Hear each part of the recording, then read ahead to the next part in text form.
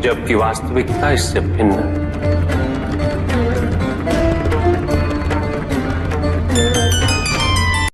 इसलिए आवश्यकता है अनासक्त रहने की। किंतु प्रभु, क्या आसक्ति स्वाभाविक नहीं है? पर दुख का मूल कारण भी तो यही है ऋषि भृगु। आसक्ति हमारे मन की शांति को छीन लेती, उसे भंग कर देती।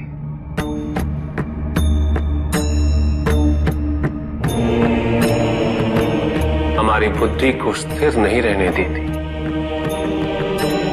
उसे चंचल बना देती।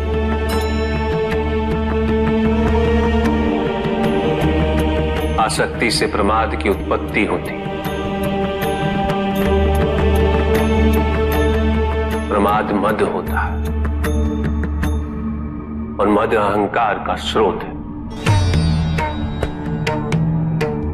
और अहंकार पूर्णतः शुभता में परिवर्तित हो जाता है। अर्थात आसक्ति अशुभता की जननी, इसलिए अनावश्यक है। तो प्रभु, आसक्ति को अनासक्ति में कैसे परिवर्तित किया जा सकता है? और हम आसक्ति से कैसे उबर सकते हैं प्रभु? आसक्ति से मुक्त होना ही अनासक्ति है। आसक्तिहीन होने के लिए अपने और पराये का भेद मिटाना अनिवार्य है।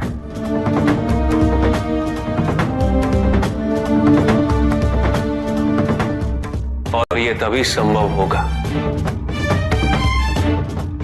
जब हम सुख की खोज बाहर नहीं, अपने भीतर करें। जब हम यथार्थ को पहचानें, उसे स्वीकार करें।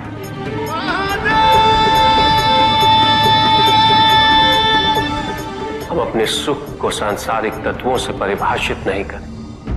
जब तक हम ऐसा करते रहेंगे, हम बंधते जाएंगे। जब हम स्वयं अपने भीतर झांकना आरंभ करेंगे, हमारी मुक्ति का मार्ग स्वतः प्रशस्त होता जाएगा। महादेव, आपने हमें दुख का कारण तो बता दिया। प्रभु, ये विवाह मुझे स्वीकार्य नहीं है प्रभु। मैं मेरे जीवन का प्रत्येक क्षण आपकी सेवा में समर्पित करना चाहता हूं। मैं नहीं चाहता हूं कि मेरा कोई भी संबंध मेरे भक्ति को विभाजित या बाधित करने का कारण बने। नंदी, विवाह तुम्हें मेरी भक्ति के लिए अयोग्य कैसे बना देगा? उसमें बाधा कैसे उत्पन्न कर देगा? माता, आपके और प्रभु के बीच में इतनी चुनौतीपूर्ण स्थितियां उत्पन्न हुई, फिर भी आप दोनों स्थिर रहे। किंतु मेरे लिए यह संभव नहीं है माता, क्योंकि मैं अपने दायित्व के मार्ग में कोई भी विकर्षण सहन ही नहीं कर सकता। नंदी, मेरे एक प्रश्न का उत्तर दोगे? पहले तो तुम केवल मेरे प्रति ही समर्पित थे, किंतु अब तुम मेरे साथ साथ पार्वती की भी आराधना करते हो।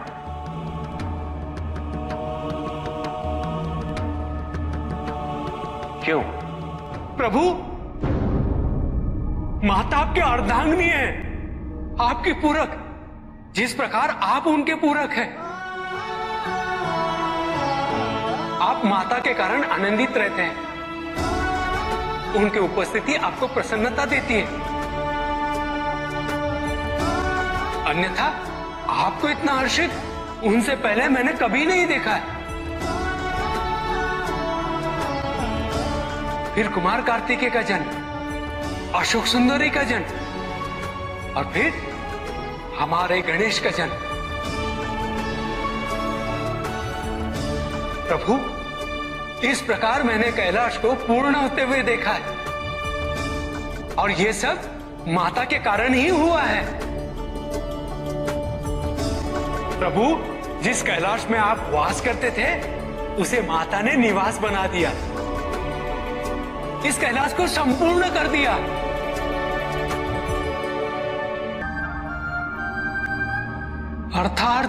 अर्थात व्यक्ति की पूर्णता हेतु विवाह आवश्यक है नंदी। जैसे स्वामी और हम एक दूसरे के पूरक हैं,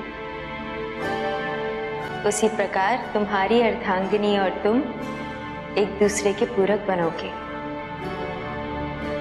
विवाहित जीवन की अनुभूति, परिवार का सुख,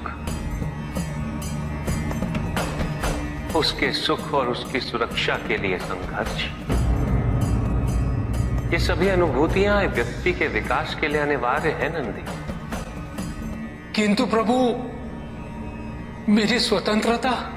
स्वतंत्र तो वो नहीं है नंदी जो विवाह के विचार से भयभीत तो होते हैं या संकोच करते हैं, क्योंकि स्वतंत्रता तो वो है जो किसी भी विचार से प्रभावित ना हो, किसी भी सुख, किसी भी दुख से प्रभावित ना हो। और जो व्यक्ति इतना तटस्थ हो, जागरूक हो, उसकी स्वतंत्रता को तो विवाह से भी प्रभावित नहीं होना चाहिए। और फिर क्या गणेश, कार्तिकेय और अशोक सुंदर, ये सभी विवाह उपरांत परिवर्तित हो गए। क्या उनका विवाहित होना उनकी भक्ति और उनके समर्पण में बाधा बन गया नंदी? उनकी स्वतंत्रता में बाधा बन गया? क्या अपने माता पिता के प्रति उनका प्रेम और उनका सेवा भाव घट गया नंदी? फिर मेरे एक और पुत्र को ये चिंता क्यों?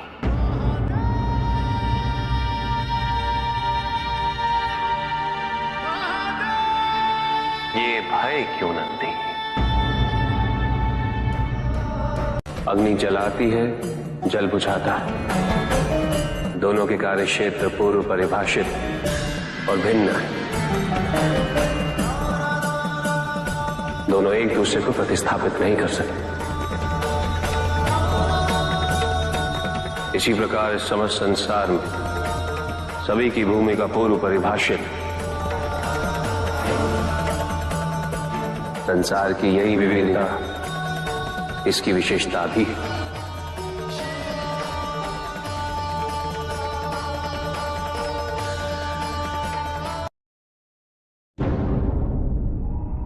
सृष्टि के निर्माण उपरांत एक बार नारायण ने तप के लिए महादेव से उत्तम स्थान के निर्देश की याचना की।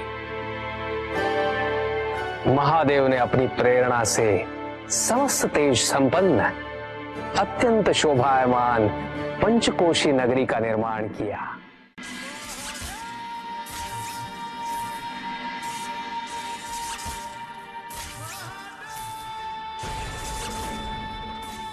वहां उपस्थित होकर नारायण ने बहुत काल तक तपस्या की।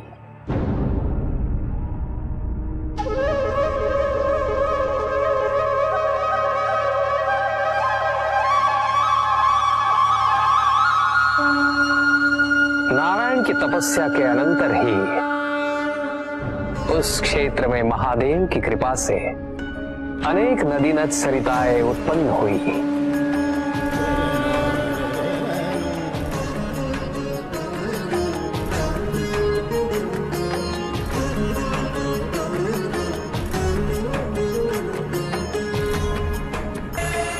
इस सब को देखकर आनंदमयी हो उठे नारायण ने जैसे ही अपना शीश हिलाया, उनके कान की मणि गिर पड़ी।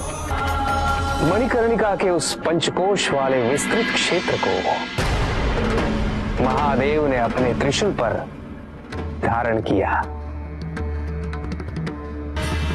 महादेव ने अपनी शक्ति से उस पंचकोशी तीर्थ को सभी 14 लोकों से पृथक रखा और आगे इन सब से अलग उसको मृत्युलोक में स्थापित किया।